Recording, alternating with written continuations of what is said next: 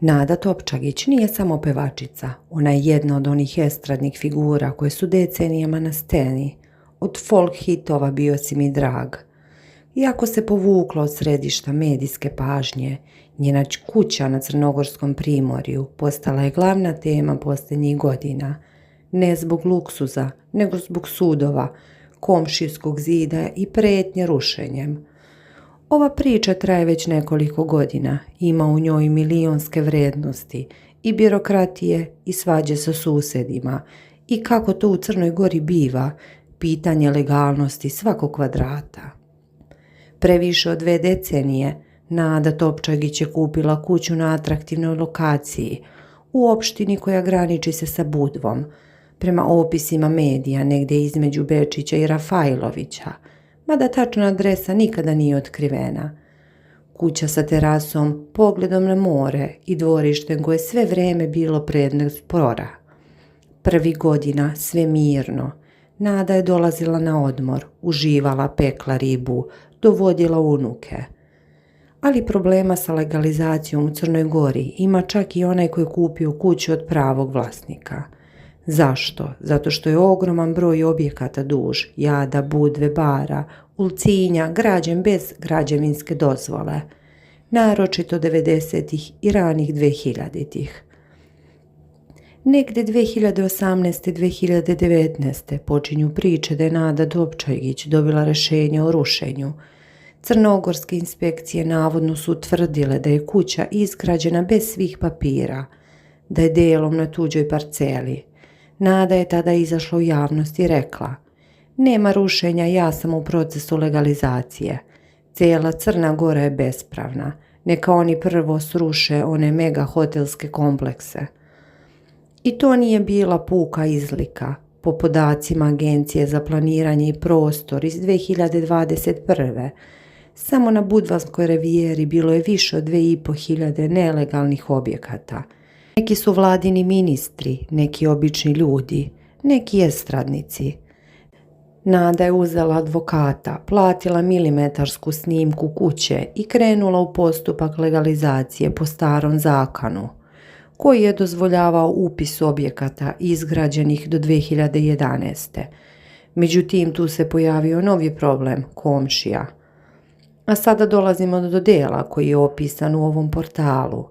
Naime, Nada je jednog jutra, kako priča za domaće medije, izašla iz kuće i za malo se saplela o novi zid. Komšije, tačnije vlasnici susjedne parcele, podigli su zid tik iz njena ulazna vrata.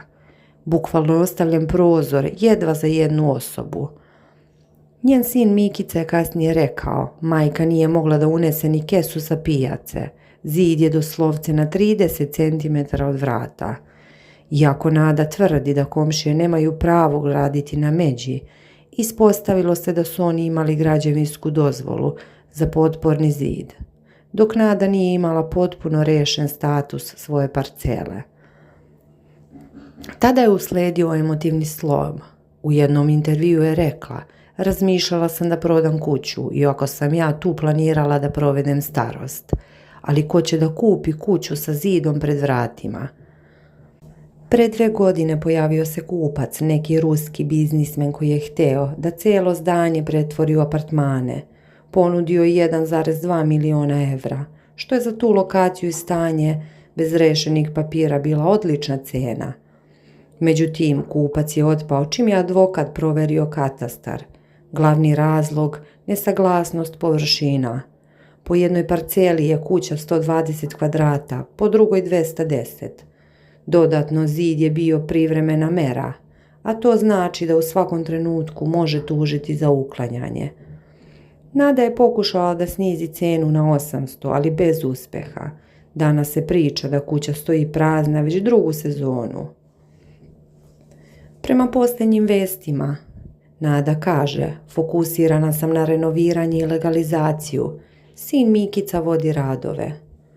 To znači da je odustala od prodaje, ili zato što ne može da proda, ili zato što je ipak odlučila da se bori. Mikica je u međuvremenu angažovao geodetu i pokrenuo postupak obnove zemljišne knjige, ali to može da traje godinama. U Crnoj Gori pojedini predmeti za legalizaciju čekaju do 5-6 godina. Ovo nije samo priča o estradnoj zvijezdi. Ovo je priča o sistemskom problemu u Crnoj Gori. Od 1991. do 2020. izgrađeno je više od 60.000 nelegalnih objekata. Svaki drugi hotelski kompleks duž rive ima dijelove bez dozvole. Čak i crkve na Primorju su pod istragom za bespravnu gradnju. Zbog toga je Nada u pravu kada kaže: Crna Gora ima prečih problema, njen zid i kuća su kap u moru, ali za nju lično to je kap koja je izazvala poplavu stresa. Kuća Nade Topčagić nije srušena i neće biti, bar dok traje postupak legalizacije, ali ni prodaja nije izvesna, zid komšije stoji i dalje. Nada se nada da će ga sud naterati da se pomeri ili sruši, ali to nije brz proces. Ono što je sigurno, ova priča je savršen krim i šmek za životne priče. Ima milione, ima suze, ima beton, more, birokratiju i komšinsku osvetu. I dok Mikica nadgleda renoviranje, a Nada peva stare hitove za svoju dušu, zid ostaje. Možda će jednog dana postati turistička atrakcija. Evo ovdje je pevačica blokirala ulaz. Iako Nada Topčagić u javnosti deluje kao žrtva komšijskog nasilja, postoji i druga strana koju mediji retko prenose. Naime, komšije su navodno decenijama pokušavale da sa njom reše među, ali bez uspeha. Jedan od suseda, koji je inače penzionisani sudija iz Podgorice, izjavio je za jedan lokalni portal: Mi nismo digli zid iz inata, digli smo ga zato što je Nada prekršila raniji dogovor. Ona je pre 10 godina pristala da se međa povuče 1,5 metra u njenu korist, ali nikada nije platila obeštećenje. Zid je na našoj parceli, to je dokazano veštačenjem. Nada to demantuje i tvrdi da je reč o falsifikovanom dokumentu. Ovaj sukob traje toliko dugo da su čak i advokati odustajali. U međuvremenu Mikica, njen sin, se pojavio u jednom realitiju i rekao da mu je dosta majčinih problema i da je on sada glavni.